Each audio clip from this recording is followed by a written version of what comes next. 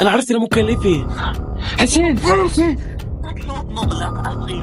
لا يا نهار ابيض، انا مش فاهم اي حاجه، انا دماغي وقفت من التفكير، مش فاهم. انا قلت لكم لا مش كمين ولا كمالات، انا مش همشي من هنا غير لما حسين يكون معانا، انا مش ماشي.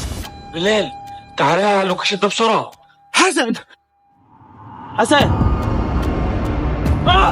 إيه اللي جابكم المكان ده؟ يا حسين اللي حصل ده غلطتنا كلنا عشان الترتيبه الزفت دي من البدايه اصلا. فهمني حسن ممكن يكون هنا بيعمل ايه؟ اقعد يا اسطى اقعد، محدش فينا نازل من هنا تاني بقى، وانا بقول لكم انا مش عايزكم معايا. انا هروح انا. لا بس انا لازم انزل يا جدعان، ما عادش خباء. ايه اللي جابك هنا؟ ايه في مش عارف ان انت المكان ده غلط؟ لا انا متاكد ان هو هنا والله. عشان انا زي ما قلت لك ده فخ زي اللي قبله. انتوا سامعين الاصوات دي؟ ايه الاصوات دي؟ يا ابني انا قلت لك صور اصلا، انا قلت لك صور.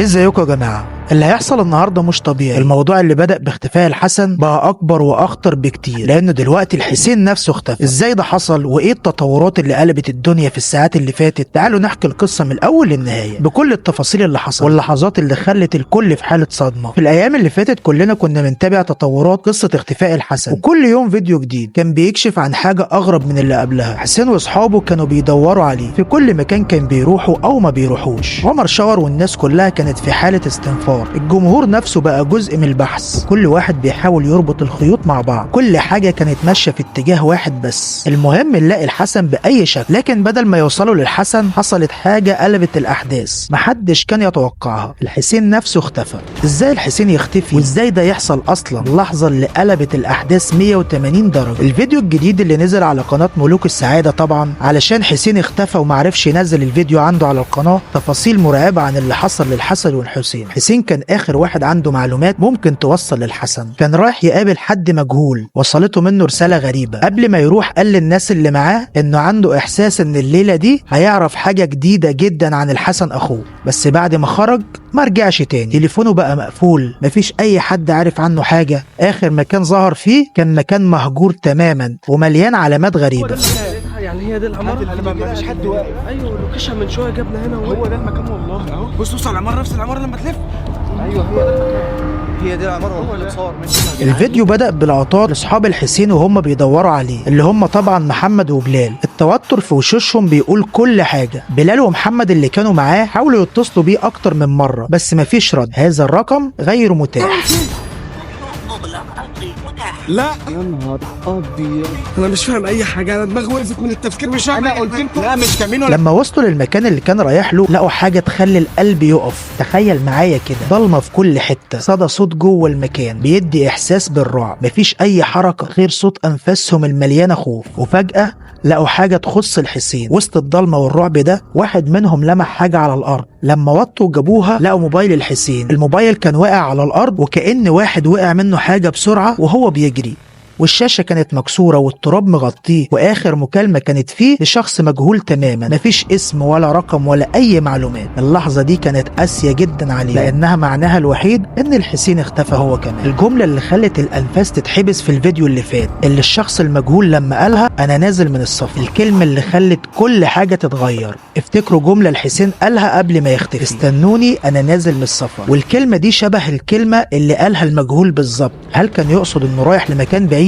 ولا كان بيكلم حد ما يعرفوش، ولا دي كانت مجرد جملة عادية قبل ما يقع في الفخ؟ كل السيناريوهات كانت مرعبة جدا. اللحظة اللي كله وقف مذهول فيها بعد ما فضلوا يدوروا في المكان، بلال لمح حاجة غريبة جدا. لمح ورقة على الأرض، والورقة كانت مكتوبة بخط إيد وجواها كلمة واحدة بس، وهي طبعا مفيش رجوع تاني. الجملة دي قلبت الموازين كلها. طب مين اللي كتبها؟ وهل دي رسالة تهديد؟ ولا هل ليها علاقة بالحسن بس؟ ولا هل ليها علاقة بالاتنين؟ ولا الموضوع بقى أكبر بكتير وأخطر مما نتخيل؟ اللحظة دي خلت كل حاجة تتغير، لأن اللي كتب الرسالة دي أكيد عارف عنهم كل حاجة. إيه اللي بيحصل بالظبط يا جدعان اليومين دول؟ هل في حد بيراقبهم؟ بعد ما لقوا الموبايل والورقة حصلت حاجة خلت الدم يتجمد في العروق.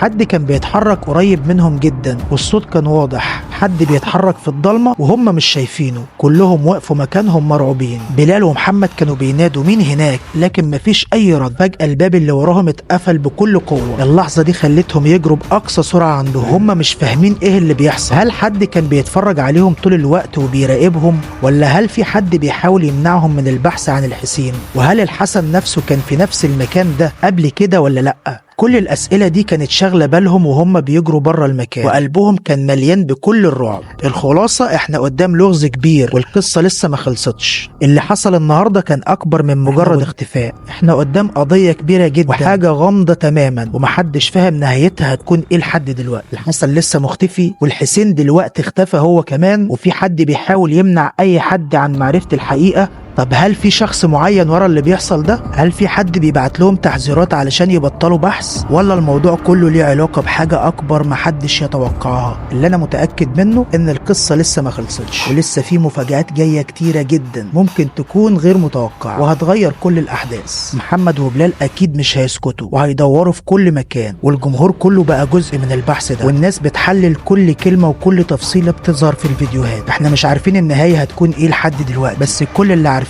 ان في لغز كبير جدا بيتلعب على الناس ولسه مفيش حد حله. وهل الحسين اتخطف بسبب الحسن، ولا في سبب تاني ورا الخطف ده؟ وايه سر الرسالة الغامضة اللي جت لهم؟ كل ده هنكشفه في الفيديوهات الجاية، بس لحد ما نعرف الحقيقة خلينا نتابع كل التطورات، لان اللي جاي ممكن يكون اخطر من اللي فات بكتير. ودلوقتي هسيبكم مع اللقطة دي وانتوا هتفهموا منها كل حاجة. استنوا، في ريكورد مع اللوكيشن، شغله بسرعة. بلال تعالى على اللوكيشن ده بسرعه. حسن لازم نتحرك حالا.